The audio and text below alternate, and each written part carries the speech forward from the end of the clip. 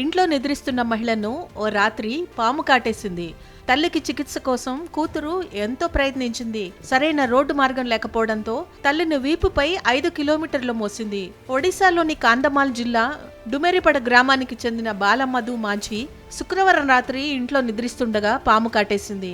గమనించిన కుటుంబ సభ్యులు అంబులెన్స్ కోసం ఫోన్ చేశారు.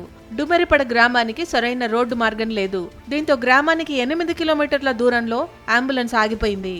బాలిక రజని తల్లిని వీపుపై ఎక్కించుకుని 5 కిలోమీటర్లు మోసింది.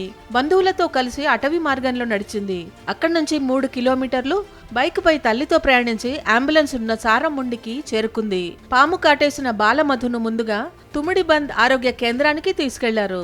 ఆ తర్వాత బలిగూడ సబ్ డివిజనల్ ఆసుపత్రికి తరలించారు.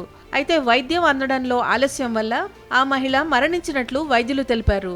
దాంతో పోస్టుమార్టం తర్వాత తల్లి మృతదేహాన్ని మంచంపై తమ గ్రామానికి ఆమె పిల్లలు మోసుకెళ్లారు. సకాలంలో చికిత్స అందక గతంలో తండ్రిని, తాజాగా తల్లిని ఆ పిల్లలు కోల్పోయారు. దీంతో మారుమూల డుమెరిపడ గిరిజన గ్రామంలో విషాద ఛాయలు అలుముకున్నాయి. గ్రామానికి సరైన రోడ్డు మార్గం, మౌలిక సదుపాయాలు సమకూర్చని ప్రభుత్వంపై గ్రామస్తులు ఆగ్రహం వ్యక్తం చేస్తున్నారు.